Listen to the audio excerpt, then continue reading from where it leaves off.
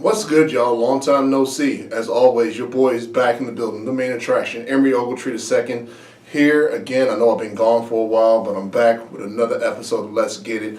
And a lot's been going down since the last time we saw each other. So, let's just skip the formalities and let's get it. First of all, man, I want to start with the NCAA tournament, just the NCAA period, in regards to college basketball and anything. March Madness definitely lived up to the billing. March Madness this season. I have so many different opinions and thoughts on what went down, but where do I start off first? Let's just start off with the NCAA tournament. For those of you who don't know, who just didn't watch, because I don't think a lot of people watched that game to begin with, but Virginia is our national champion. Virginia! Now I know you're probably sitting there looking at me and it's like, hey Tree, what happened to Duke? Hey man, I had to take that one on the chin. I can't lie.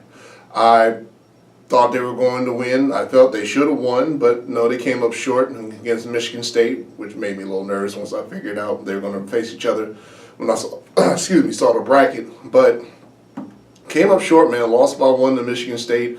It's kind of hard to win when you have 15, 17 turnovers, missing free throws, all that, and you lose by one. But even on top of that, Michigan State beat Duke, congratulations. But then to move forward, Michigan State, and then you lose to Texas Tech. The effort I saw between the game they played against Duke and the game I saw against Texas Tech, to me was night and day. I'm sorry, Michigan State. It almost seemed like y'all felt y'all won the national championship after you beat Duke. But that's what everybody was waiting for. Everybody was just waiting to see if either Duke would win it all or if they would fall. And clearly it showed in their play. Michigan State, you just didn't show up, especially in that second half.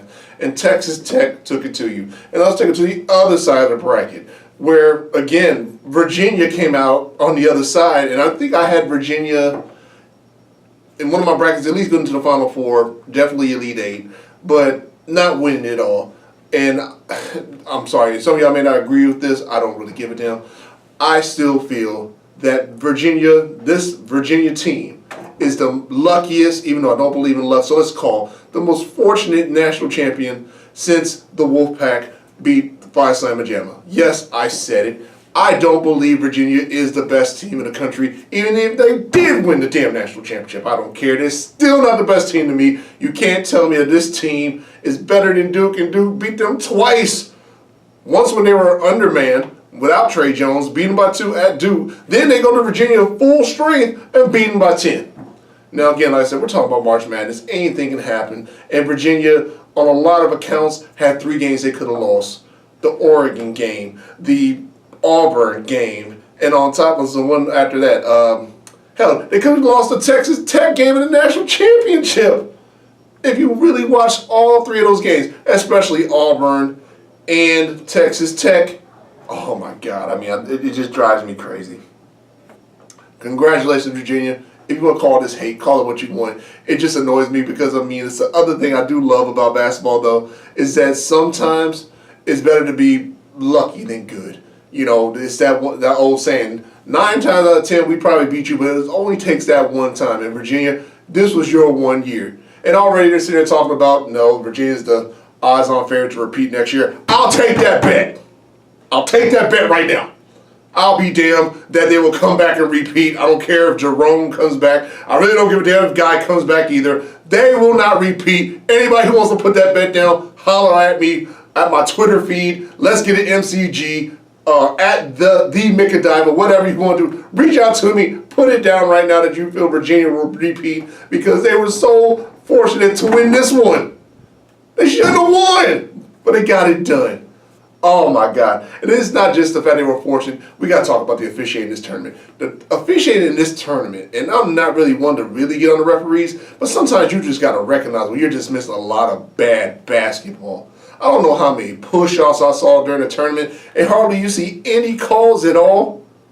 And again, yes, I was pushing for Duke. And watching that game against Michigan State, I don't know how many times I didn't see Zion get a foul call. Very rarely getting to the line. That's neither here or there. They had their opportunities. They missed their free throws.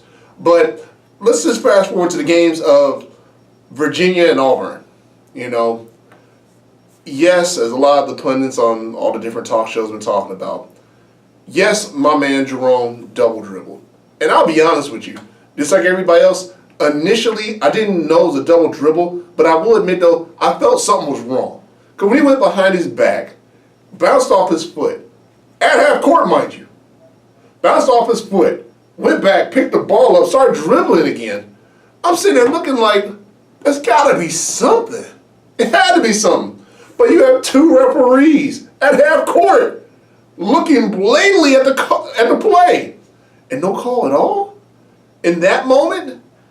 I mean, nobody, and we can't go back to replay and just actually take a look and say, like, you know what? We missed that. That's a double dribble. You need to give Auburn back that ball. I mean, honestly, there's really no excuse for not making that play not making that call, or at least not being able to go back and look at it, because everybody, at least, well, most people should have known something was off about that. You aren't able to sit there, dribble off your foot, pick the ball back up, and start dribbling it again. You know, if you want to call travel, again, a double dribble, whatever, it was something. You know, but it wasn't just that. I mean, Auburn, when the kid guy caught the ball, even before I get to that point, it's just something about the fundamentals that I saw in this tournament too, especially here towards the end. Like, where are these kids being taught, man? You can go to Virginia and Purdue.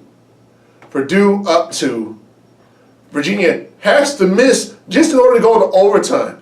All Purdue has to do is sit there, bend your knees, put your butt on somebody, box out, grab the rebound, and you win the game.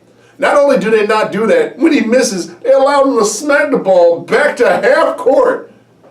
Allow him to proceed to come back half court, find my man at the basket where he hit a very, very clutch shot. That's just bad fundamentals. And then let's go to Virginia and Auburn. You're up 2.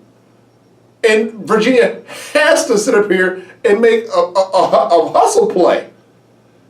And of all the things, God catches the ball in the corner, and my man from Auburn, it's a simple closeout. Young Bucks, if you're watching me, please understand this. If you're going to try to contest a shooter, don't run at the shooter. If anything, hopefully these coaches are teaching you to break down. If anything, put a hand in his face. But you shouldn't be running into somebody as they're shooting the shot, whether it be 2 or especially a 3. He ran right into him. And I'm just sitting there like, oh my God, did he really just run into him? With the game on the line. I mean, hell, you know what you do? You put a hand up, you run by him, and all you do is look back and say, if you made it, it's a tough shot. If not, I just have to live with the consequences. But don't give him a free throw. 3 of them.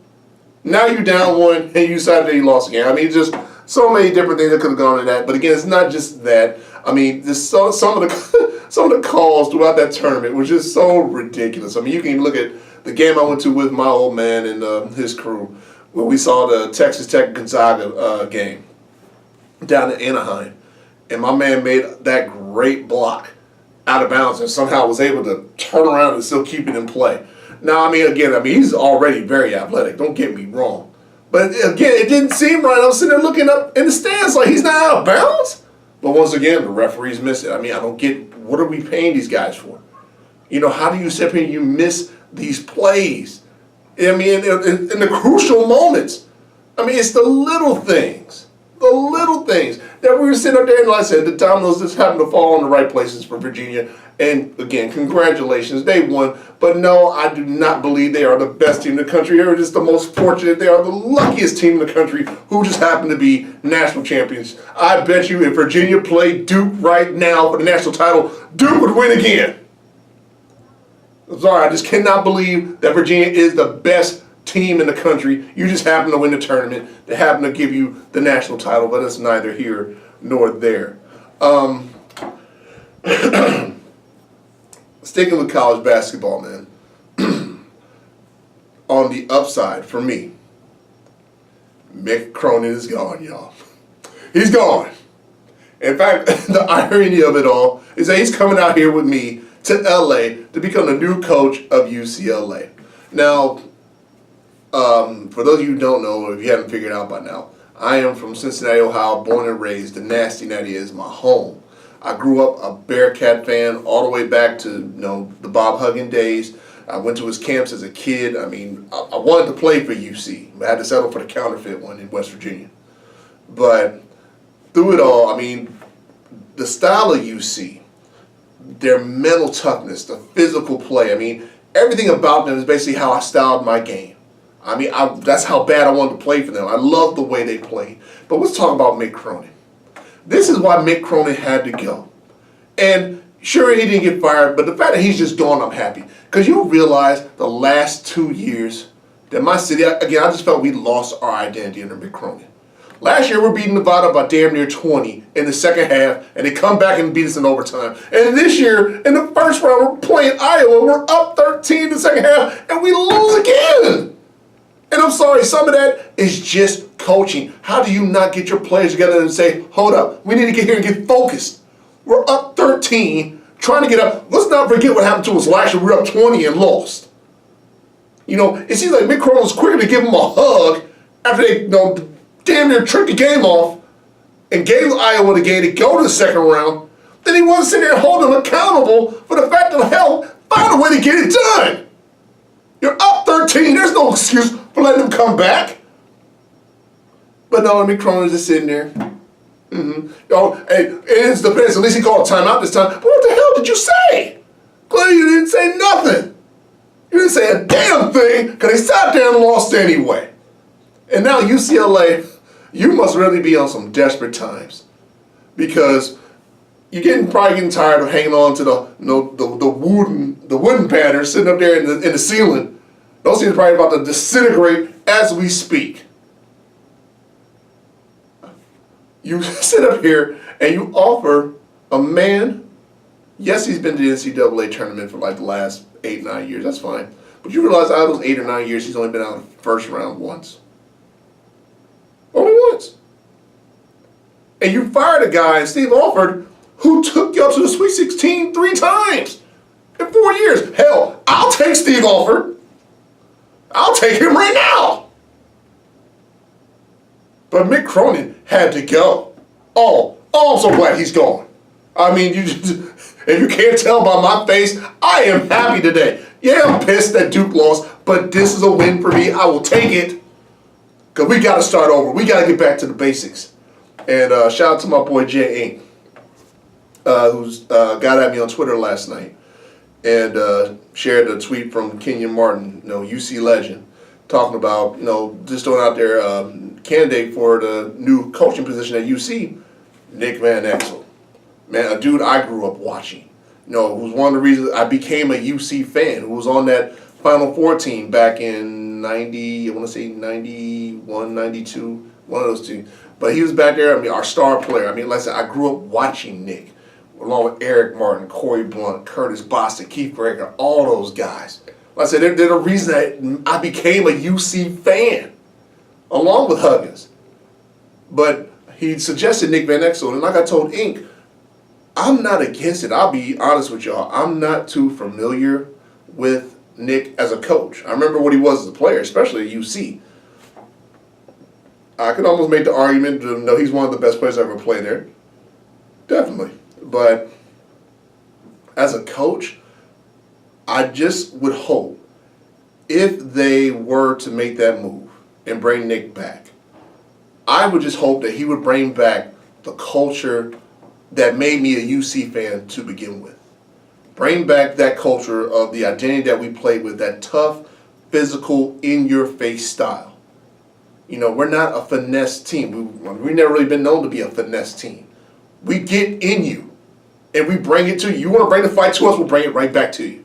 That's what my city was known for, as UC. And damn near, yes, in the 90s and the early 2000s, like I said, in the Huggins era, that's what we were known for. And I would hope that if Nicky V does get the opportunity to become the coach, like I said, I'm open to it, that he would bring that mindset back to UC, to bring back what it was when he was a player in his time under Huggins and trying to get our identity back. I'm sorry, Nick Cronin, yeah, it's fine and great. Yes, we won the conference. Let's be real, our conference isn't all that great, but at least we win it. At least we won the tournament this year. We got our asses handed to us in the regular season. But we won the tournament, or conference tournament, excuse me. But now we get to NCAA's, and I'm sorry, I'm tired of not getting out of the second round. And the last 2 losses that we've had in this tournament are just unforgivable. There was just really no other way around it. If Mick Cronin's job wouldn't have been on the line anyway, then again, then my city just basically gotten complacent. But I mean, hell, look at the Bengals and the Reds. But the UC has always kind of been my saving grace. But he is gone. We're looking for a new head coach. Steve offered. I would really love to have Johnny Dawkins from UCF because that job he put on against Duke with his team, oh my God, that was a great game. They played a great game, almost a perfect game. But I would take Johnny Dawkins, but I doubt that we'll be able to get him. But if we could, I would take him.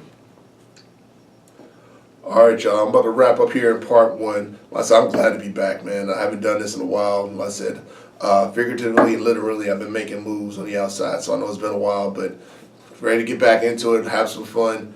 Part two getting ready to come up, man. We gotta talk about the Lakers because again, this episode I'm eating a lot of crow. Hey, but like I said, it's what I do, man. I don't make excuses.